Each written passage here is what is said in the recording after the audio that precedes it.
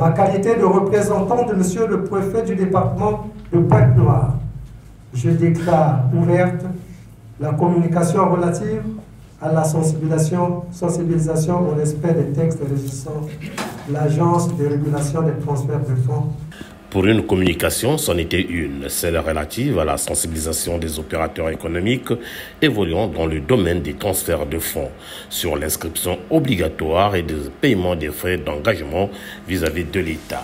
Alphonse Boumandoki, DIRCAB du préfet de Pointe-Noire, rappelle pour rassurer les acteurs de ce domaine les missions de l'Agence de régulation et des transferts des fonds.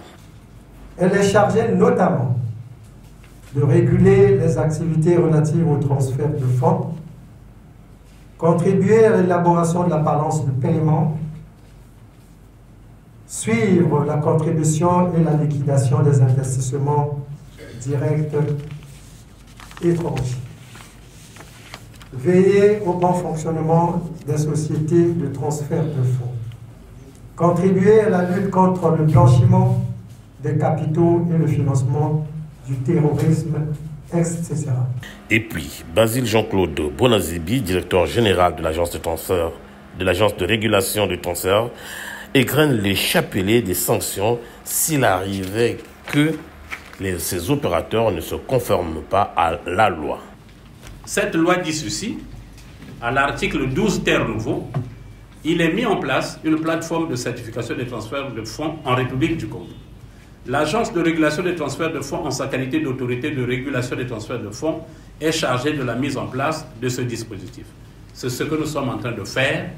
Le matériel a été acheté, les programmes sont en train d'être implémentés.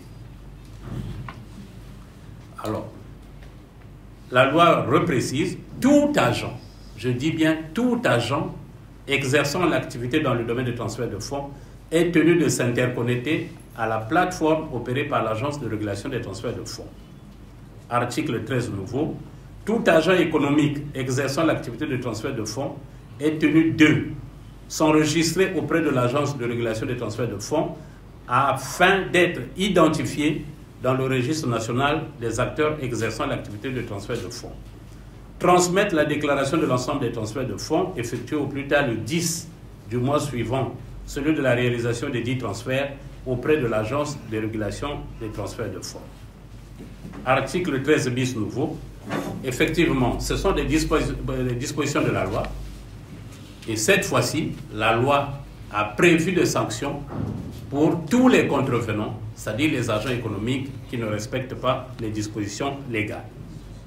Donc, à l'article 13 bis nouveau, il est dit ceci. Les agents économiques non enregistrés et ou opérateurs clandestins contrevenant aux obligations énoncées à l'article 13 sont passibles de sanctions administratives et pécuniaires ci-après.